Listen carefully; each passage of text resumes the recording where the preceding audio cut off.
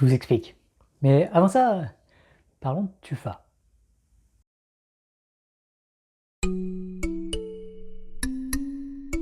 Regardez les images à l'écran. Maintenant, je vous dis que les trois objets encadrés en rouge sont des tufas. Est-ce que vous pourriez lister les autres tufas de l'image? Je vais assigner à chaque image une lettre et un numéro. Pouvez-vous dresser la liste des images qui sont des tufas? Je vous invite à remplir le sondage en descriptif et en commentaire épinglé pour donner votre avis, histoire qu'on puisse comparer les capacités de généralisation de chacun d'entre nous. Allez, faites-le, c'est pour la science. Allez, faites-le.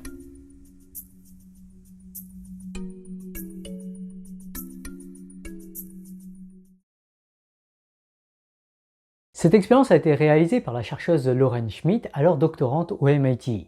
Et de façon remarquable, ce que Lauren Schmidt a découvert, c'est qu'il se trouve que nous sommes tous globalement d'accord sur la signification du mot tufa. Et ça, à bien y réfléchir, c'est vraiment remarquable, mais aussi perturbant. On n'a eu que 3 exemples de tufa et on n'a eu aucun exemple de ce que n'est pas un tufa. Et pourtant, rien qu'à partir de cela, on est capable de généraliser de manière relativement similaire. Mais cette généralisation est-elle du coup abusive? Et abusive ou non, comment l'expliquer? Quel mécanisme nous permet d'effectuer à peu près la même généralisation?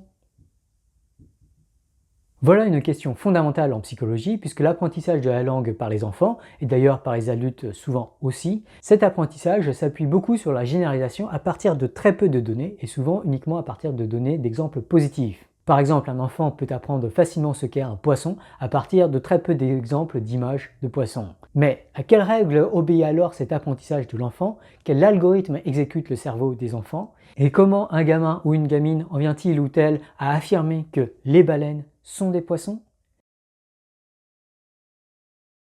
Pour comprendre ce qui se passe dans la tête d'un enfant qui voit une baleine, ou dans la tête de l'un d'entre vous quand vous voyez un tufa, dans un article de 2011, 3 chercheurs du MIT, avec notamment le génialissime Josh Tenenbaum, ces 3 chercheurs ont proposé une explication bayésienne relativement simple de ce que Josh Tenenbaum appelle parfois le scandale de l'induction.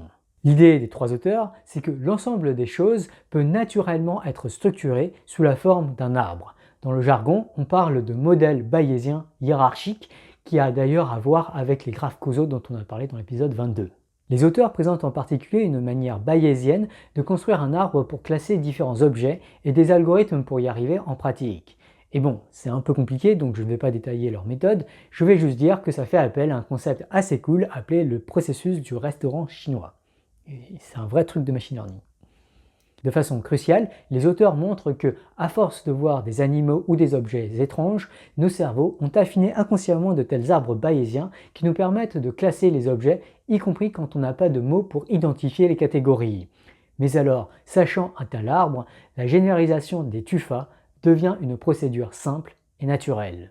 En gros, étant donné un arbre et des objets qui correspondent à une catégorie, il suffit de placer ces 3 objets dans l'arbre et de remonter l'arbre jusqu'à trouver le nœud le plus bas qui les recoupe tous. La généralisation naturelle d'un tufa correspond alors à tous les objets qui descendent de ce plus bas nœud commun. Et si cette procédure peut vous rappeler des méthodes de biologie, c'est bien le cas et on y viendra, nul besoin toutefois d'invoquer la théorie de l'évolution pour la justifier. En effet, cette construction d'une classe d'objets à partir de quelques exemples positifs seulement, c'est une approche qui se justifie en fait pleinement avec un simple argument bayésien. En effet, la classe définie par le plus bas nœud commun n'est autre que la classe de descendance qui maximise la vraisemblance des données. En effet, si on prend un nœud plus bas, alors il y aura une donnée, à savoir dans ce cas l'exemple de ce tufa, qui invalide l'hypothèse ce nœud définit la classe des tufas. Il ne s'agirait donc pas d'un nœud cohérent avec les données.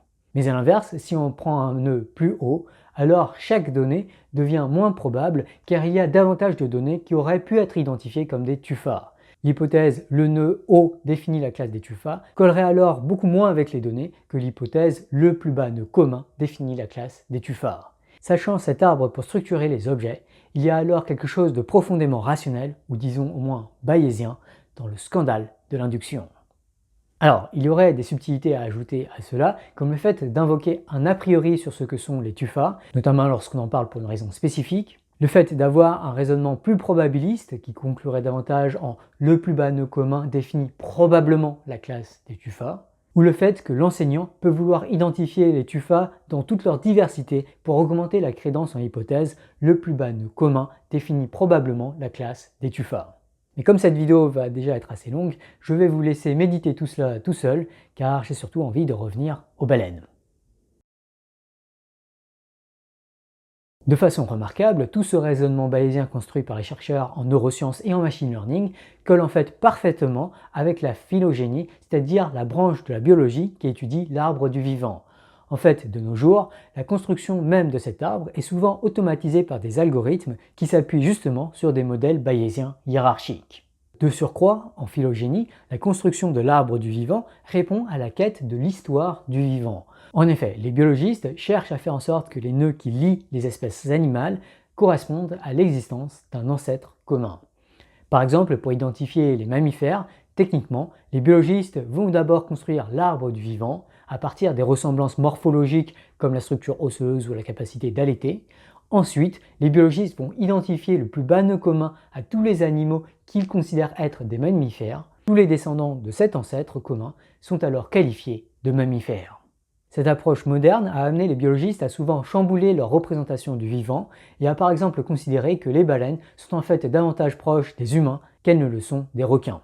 Voilà qui fait dire parfois à certains que les baleines ne sont pas des poissons comme les autres, ce qui, bon, dans une approche humanocentrique semble justifiable, voire que les baleines ne sont pas des poissons tout court. Et là, aïe aïe aïe. Le problème avec cette phrase, c'est ce qu'il se passe lorsqu'on essaie de définir les poissons. Pour cela, rappelez-vous, il nous faut prendre tous les exemples de poissons à notre disposition et identifier le plus bas nœud commun à tous ces poissons. Et là, patatras! Ce plus récent ancêtre commun est aussi un ancêtre des humains et des baleines. Selon la définition phylogénétique, on en vient à la conclusion qui est le titre de cette vidéo, à savoir le fait que les baleines sont des poissons. Comme j'ai un côté un peu taquin, j'ai eu envie de rajouter des poissons comme les autres. Alors, malgré tout cela, je suis sûr que beaucoup d'entre vous ont encore envie de rétorquer que même si les baleines sont des poissons, elles n'en restent pas moins des poissons pas comme les autres, notamment car elles respirent de l'air, sont vivipares et allaitent même leurs petits. Étrangement, ce débat de sémantique a pris une dimension légale à New York en 1818 quand un commerçant d'huile de baleine prétendit que la loi sur l'huile de poisson ne s'appliquait pas à ses produits. Au tribunal, le médecin et historien naturel Dr Samuel Mitchell dit alors la chose suivante. En tant qu'homme de science, je peux affirmer qu'une baleine n'est pas plus un poisson qu'un homme l'est. Personne ne prétend le contraire aujourd'hui, à part des avocats et des politiciens. Je ne sais pas comment comprendre cette phrase. Techniquement, phylogénétiquement, j'ai envie de dire que c'est juste, mais en tout cas c'est très trompeur. La baleine et l'homme sont des poissons et il aurait été du coup tout aussi juste de dire qu'une baleine est tout autant un poisson qu'un requin ou qu'une carpe. Et je suis pas sûr que c'est ce qu'il voulait dire. Quoi qu'il en soit, le docteur Samuel Mitchell n'aura pas convaincu le juge et les jurés.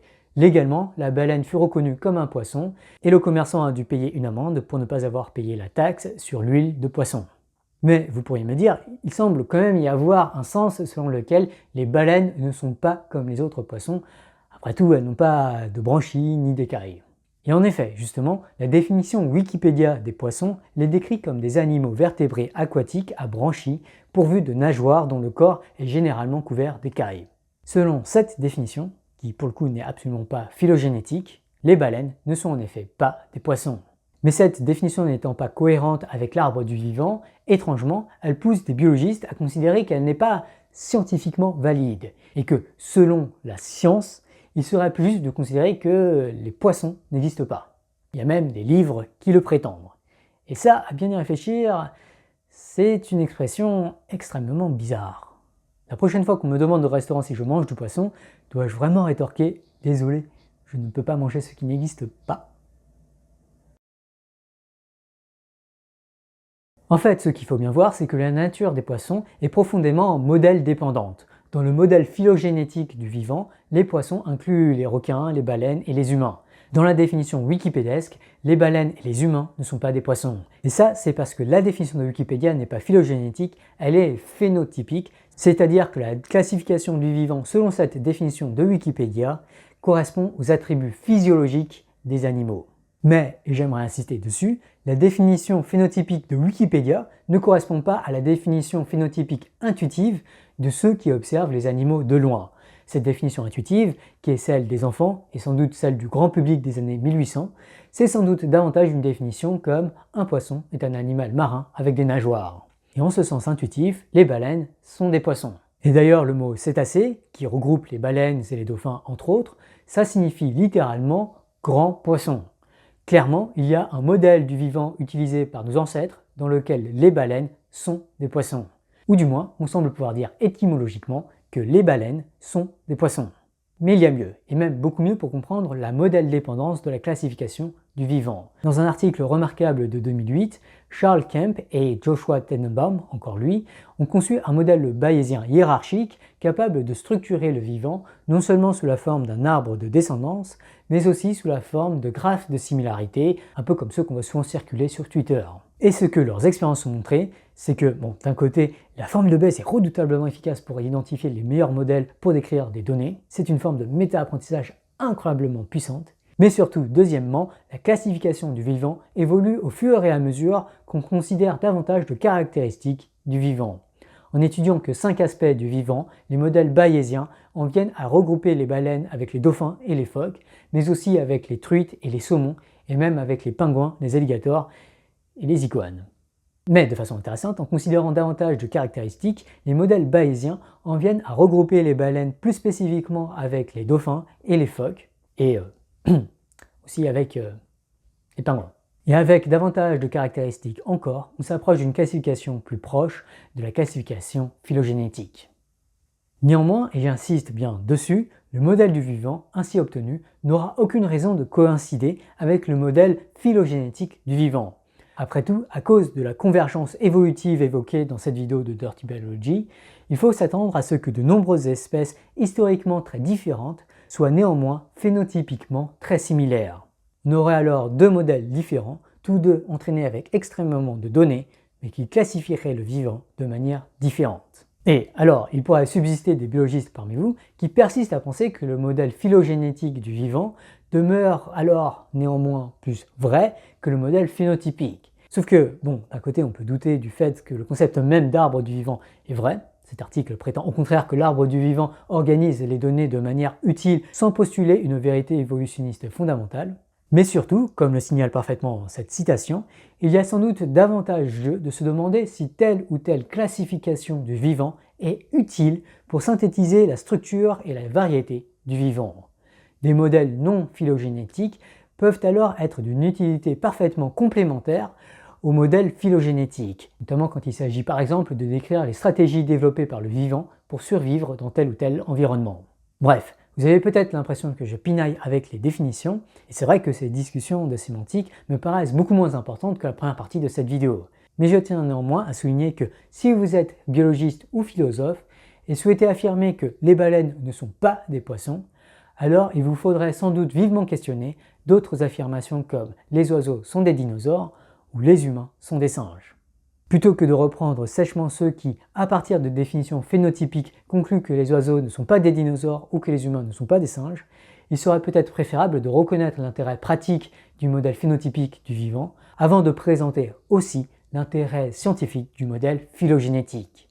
Quand bien même ce modèle phylogénétique nous force à reconnaître que les baleines sont des poissons comme les autres.